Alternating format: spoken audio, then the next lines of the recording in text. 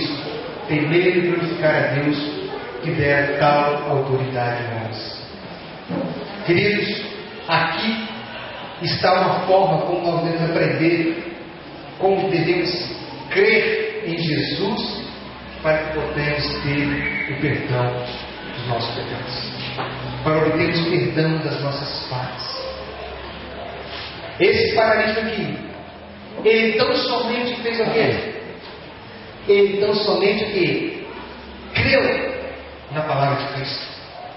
Creu que foi curado. E imediatamente ele fez o quê? O esforço para se levantar. Ele decidiu andar e andou. Ele agiu sobre a palavra de Cristo, que lhe deu o quê? Força, que lhe concedeu força. E agora ele estava o quê? São. Jesus disse para ele: levanta-te, levanta-te, toma o teu leito e vai para casa. E ele se levantou. E ele não disse: Senhor, mas será que eu posso levantar mesmo? Será que eu não vou cair? Você não tem que fazer mais alguma coisa? Eu preciso fazer mais alguma coisa? Levanta-te, levanta-te. E ele se levantou. Ele se levantou perdoado. Ele se levantou curado. O que nós somos, meus amados? O que nós somos nessa vida de pecado que nós temos? Senão o quê? Paralíticos. Nós somos um bando de paralíticos de pecado. Sabe? Assim como aquele paralítico, por ele mesmo, ele não tinha força para andar, nós também não temos força para o quê? Nos libertar do pecado. Nós não temos força para nos libertar do pecado. Nós não temos força para fazer um coração puro. Nós não temos força para ter um comportamento santo, sermos justificados. Mas Deus o quê? Prometeu fazer isso.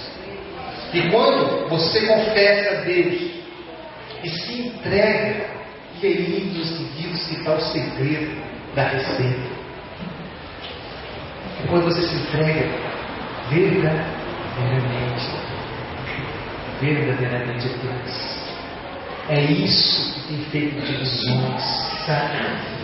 E quando Jesus, lá no Evangelho de João, no capítulo 4, ele disse para a mulher junto, a mulher samaritana, que agora vem a hora em que os verdadeiros adoradores são os que adoram a Deus em espírito e verdade.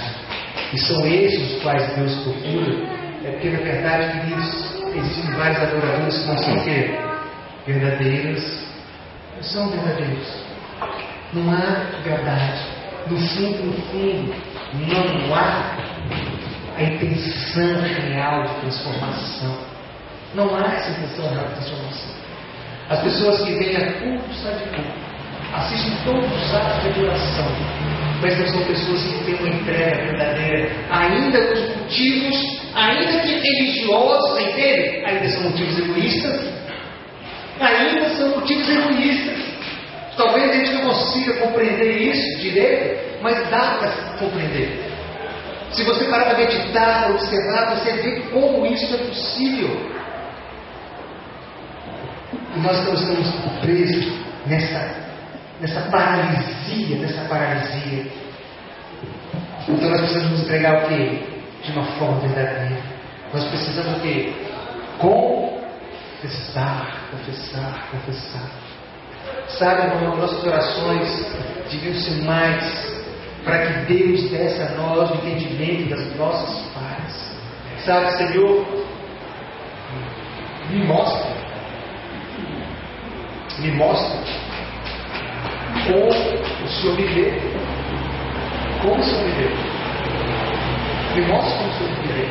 Porque Deus é o único capaz de nos ver que como verdadeiro nós somos, porque nem eu consigo enxergar.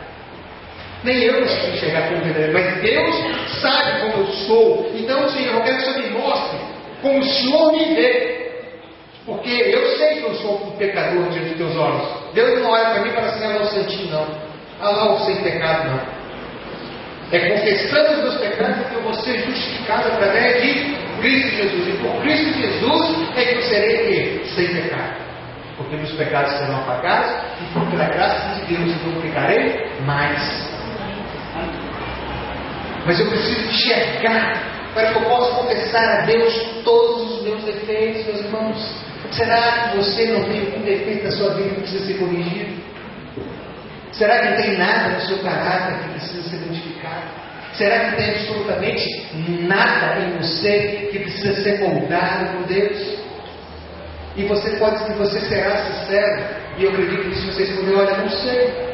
Eu a princípio até acho que eu tenho uns probleminhas aqui, mas eu cuido bem disso. Mas será que não tem mais coisas que você precisa enxergar em você que precisam ser modificadas? Será que o seu desprendimento, a sua entrega, ela chegou naquele ponto de um desprendimento total, uma renúncia a essas coisas deste mundo? E uma entrega para a direção completa de Deus? Sabe, meus amigos, e como aquele paralítico levantou, nós também, depois de confessarmos a Deus, verdadeiramente, nós temos que fazer exatamente como Ele fez. Creio, levantar o quê? O Senhor. Amém. Você tem que crer nisso. Eu tenho que crer nisso, funciona assim. O que nós pedimos hoje aqui nessa tarde? Perdão. Pedimos o quê? Forças. Queremos o coração transformado, queremos sentir a paz, o perdão de Deus. Então nós não vamos esperar no sentido de curados, para então o quê? Seguimos em frente na nossa caminhada cristã.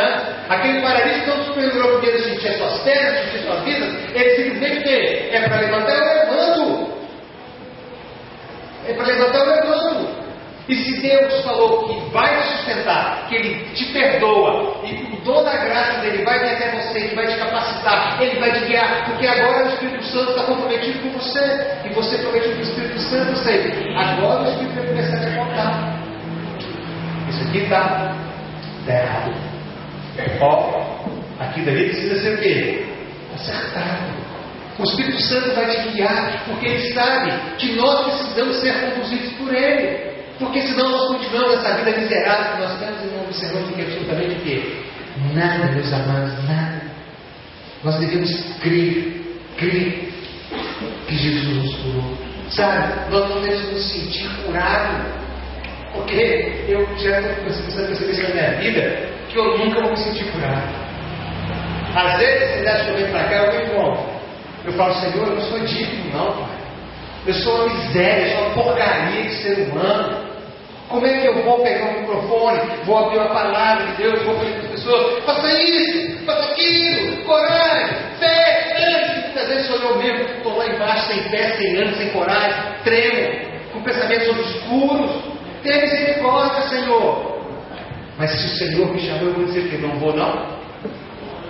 Vou dizer não? A responsabilidade é de Deus, meus amados. Amém. É o Senhor que cuida de vocês, não sou eu.